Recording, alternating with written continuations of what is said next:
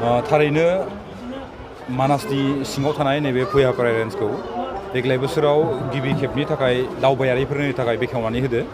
बियो जोंनि थाखाय बा जोंनि ओनसोलनि थाखाय मोनसे गोग्गाथाव बाथ्रा होननानै आं सानदों। मानो होनोबाथाय गुबुन समफोराव मानास रेन्जखौल' बासबारि रेन्जखौल' बेखेवनानै होयोमोन। बे बासबारिनि गेजेरजोंनो नैबे भुयापारा बा मावजि गेन्द्रियाव थाङोमोन। नाथाय देग्लाय बोसोराव बिथांमोननि बा फरेस्ट डिपार्टमेन्टनिफ्राय बासबारिखौ बेखेवनायनि अनगायैबो नै दा जों भुयापारा रेन्जखौबो जों बेखेवनानै होदो। बिनिफ्राय नायगिरिफोरा बा दावबायारिफ्रा जोबोद सुबिदा मोनगोन। मानो होनोबाथाय मानास बा बासबारिनि गेजेरजों हाबोबाबो जिहेतु भुयापारायावनो फैखानांगौमोन। एबार बिथांमोना थोंजोङै सर्टकाट होनानै भुयापारा रेन्जजों हाबनांगोन। आरो नोंथांमोना मिथिखागौ जानांगौ जे बासबारियाव हाबहैयोबाबो बयनिख्रुइबो देरसिन नैबे ओनसोलनि ग्रासलेन्ड एरियाया नैबे भुयापारायावसोखा।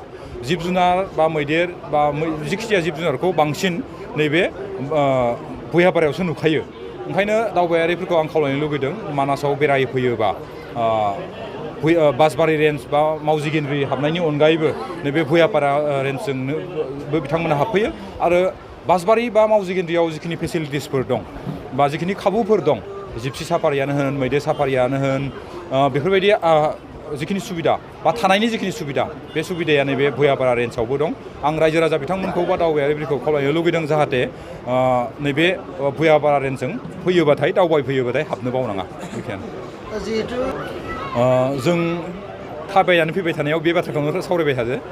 सिगांनि गभर्नमेन्टनिफ्राय बारग' बिथांमोना बा गुबुन गुबुन जोंनि अपोजिसन पार्टिया गोबां लामा दालां बायदिसिना खालामदो होननानै ससियेल मिडियाफ्राव जों नुबाय थानो मोनो। नाथाय नोंथांमोना दिनै गावनो नुनो मोनबाय जे नैबे नेसनेल पार्कआव भुयापारा जे नेसनेल पार्क, बे नेसनेल पार्कआव सिम फैनाय लामाया गाज्रि अबस्थायाव दं। ओंखायनो बिथांमोननि समाव जि जालांबाय बा जाय बिथांमोना ससियेल मिडियाफ्राव बायदिसिना जुक्ति होलायो, बिथांमोनखौ आं बुंनोसो लुगैदो जे एसेबां जुदि मावदोंमोनबा नैबे भुयापारा रेन्जआव खनसे फैनानै नायफै, जाहाथे बिदि थांलाय फैलाय लामाया माबायदि अबस्था। दा बिथांमोना जाबाय आंहा बुंनो लागा बाथ्रा एसेबां गोसोआ।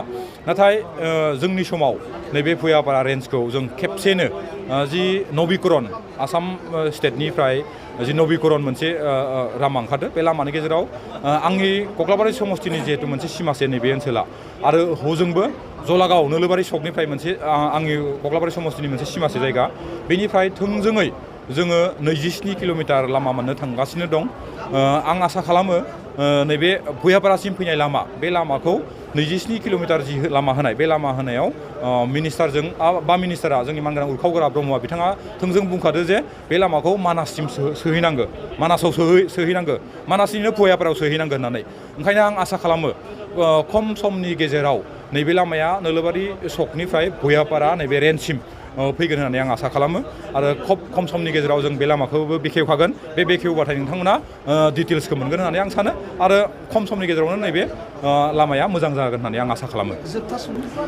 दावबायारिफोरनिसिम बेखौनो आं खावलायनो लुगैदों जे जिहेतु दावबायनाय मोनसे समा बोथोरा फैसिगोन, गुबुन गुबुन जायगाफोराव गुबुन गुबुन सुबुंफ्रा बायदिसिना थांखि आरो बिथांखि लानानै बा बिजिरगिरि सं महरै गोबां ओनसोलाव दावबायहैयो। आं आसा खालामो जे नैबे भुयापारा माबायावबो रेन्जआवबो बा मानासावबो दावबायारिफोरा जायखौ जों गुबुन जायगायाव नागिरनानै मोना, जायखौ जों गुबुन हादोरफोराव मोना, जाय स्पेसिसफोरा जिब जुनारफ्रा बा बिफां लाइफांफोरा गुबुन गुबुन ओनसोलनि बायदिनो नैबे भुयापारा बा मानासावबो गोबां दङ हिसाबै गुबुन जायगायाव थाङाबासिनो जोंनि ओनसोलनि आरो जोंनि ओनसोलनि बाहेरानि जिखिनि दावबायारि बिथांमोना नैबेयाव खनसे फैनानै दावबायफैनांगौ। आरो गावसिनि जिखिनि रोंगौथि, बे रोंगौथिनि गेजेरजों फैनानै एसेबाबो जों होननाया नंगौना नङा बा नैबे डिपार्टमेन्टआ होननाया नंगौना नङा बेखौ आबुङै मिथिनो थाखाय जाहाथे दावबायफैयो। आरो लोगोसे जिखिनि स्कलारफोर, बे स्कलार बिथांमोनखौबो आं खावलायनो लुगैदों, बिथांमोना बेयाव स्कलार खालामफैनायजों लोगोसे एडभार्टाइजमेन्ट बा बिथांमोना माबायदि मोनलांगो बेखौ शेयार जुदि खालामलायोबा निस्सय जोंनि ओनसोल बा बर' ओनसोलखौ गोबां सुबुंफ्रानो जिखिनि गिनानै थानाय बा साननानै सन्देह जानानै थानाय, बिदि सन्देह जानानै थानाय बेखौ क्लियारिफिकेसन होनांगौ। मानो होनोबाथाय बै समाव जोंहा जोंनि ओनसोलफोरखौ जौगाहोनायाव बा बायदिसिना एडभार्टाइजमेन्ट होनायाव गोबां थालांदों माखासे मानि जाहोननि जाहोनाव। ओंखायनो आं सानो बेफोरबायदि साननांगौ बा बेफोरबायदि बुंनांगौ जा नैबे अबस्थायाव जिहेतु गैया, दावबायारिफोरा फ्रि गोसोजों गावसिनि साननाय हनायफोरखौ नैबेयाव मावफुंफैनायजों लोगोसे जिखिनि सुबिदा होनाय डिपार्टमेन्टनिफ्राय बा जोंनि गोबां एनजिअसफोर दं गोबां रायजोफोर दं बिथांमोननि जिखिनि सुबिदा बे सुबिदाखौ लाफैनो थाखाय आं दावबायारि बिथांमोनखौ खावलायगोन। नमस्कार। বিগত বৰ্ষকেইটাৰ দৰে এইবেলিও আমি হেৰিৰ কাৰণে দৰ্শনাৰ্থীৰ কাৰণে আমি মানস আমি দুৱাৰ মুকলি কৰি আছোঁ। যোৱাকালিও আমি বাঁশবাৰী ৰেঞ্জত আমি মুকলি কৰিছোঁ। আজি ভূঞা পৰাৰ লগে লগে আমি পাণবাৰীতো আমি দুৱাৰ মুকলি কৰিম আৰু আমাৰ আশা ৰাখিছোঁ আমাৰ যিবিলাক দৰ্শনাৰ্থী আহিব তেওঁলোকে এইবাৰ বৰ আনন্দ মনেৰে মানসখন দৰ্শন কৰি যাব। আৰু এটা শুভ খবৰ যে যোৱা পষেকটোত আমাৰ ইয়াত 18টাকৈ আমি পিগমি হওক নল গাহৰি আমি ৰিলিজ কৰিছোঁ আৰু এইটো এটা আমাৰ ভাল সংবাদ আমাৰ কাৰণে। আৰু যদি ভগৱানে যদি সেইকেইটা যদি আমাক বাচি ৰাখে ইয়াৰ পৰা বহুত আমাৰ তেওঁলোকৰ জনসংখ্যা বহুত বাঢ়ি যাব আৰু আশা ৰাখিছোঁ তেওঁলোকৰ জনসংখ্যা আৰু বাঢ়ক আৰু এনেকুৱাকৈ নতুন নতুন প্ৰজাতি য'ত মানসত আমাৰ পাবলৈ নাই সেইবিলাক আমি ইয়াত ৰিলিজ কৰাৰ কাৰণে এৰি দিয়াৰ কাৰণে আমাৰ পৰিকল্পনা চলি আছে। আৰু ধন্যবাদ, আপোনালোকেও আমাক সহায় কৰিব এই ক্ষেত্ৰত, আমাৰ মিডিয়া পাৰ্চনবিলাকে সহায় কৰিব। এইখিনিয়ে ক'ব লাগে। তিনিৰ পৰা আমাৰ ৰেঞ্জ অফিচ কেম্পাছলৈ আমাৰ এইটো ৰেলি কৰা হ'ল। ছাত্ৰ ছাত্ৰীসকলক লৈ গাঁৱৰ ৰাইজক লৈ পেলাই আৰু আমাৰ MCLA ছাৰক লৈ পেলাই আমি এটা ৰেলি কৰিছোঁ। এইটো ৰাইজলৈ আহ্বান কৰিছোঁ।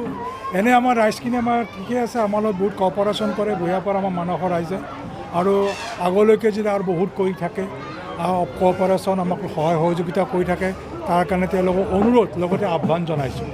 পৰ্যটন হৈছে এতিয়া আহিব পাৰিব। এতিয়া অনলাইন যোগে তেওঁলোকে বুক কৰিব লাগিব, বুক কৰি তেওঁলোকে আহিব। অলৰেডি আমাৰ ইতিমধ্যে আমাৰ বাঁশবাৰীত আমাৰ অহা আৰম্ভ কৰিছে, আজিও আহিছে, যোৱাকালিও আহিছে। তেনেকুৱা আমি সুখী। আজি ইয়াত ভূঞাপাৰা আৰু আমাৰ পাণবাৰী। যোৱা বছৰ আমাৰ 1 crore ওপৰত আহিছে। মই গোটেই সঠিকটো ক'ব নোৱাৰোঁ। এইবাৰ যোৱা বছৰ ৰেকৰ্ডটো ব্ৰেক কৰিব, এইবাৰ ব্ৰেক কৰিব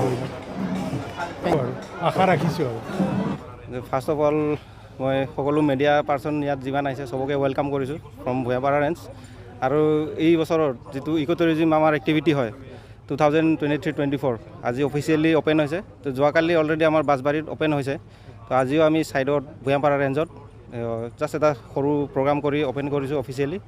তো আপোনালোকৰ থ্ৰু দি গোটেই যিমান টুৰিষ্ট বা ভিজিটৰে প্লেন কৰি আছে মানস ভিজিট কৰিম বুলি, তো মই আপোনালোকৰ থ্ৰু দি চবকে ইনভাইট কৰিছোঁ, আহক মানস ভিজিট কৰক। ইয়াৰ দ্য বিউটি অফ মানস চবে চাব লাগে, এনজয় কৰিব লাগে। আৰু আজিতো অলপ ফূৰ্তিৰে দিন, আজিৰ পৰা অফিচিয়েলি অ'পেন হৈছে। তো আমাৰ আলহীবোৰ আহিব পাৰে, ভিজিট কৰিব পাৰে। কেনেকুৱা ভাল, ইয়াৰ মানুহবোৰো বহুত ভাল আছে, ছাপৰ্টিভ হয়।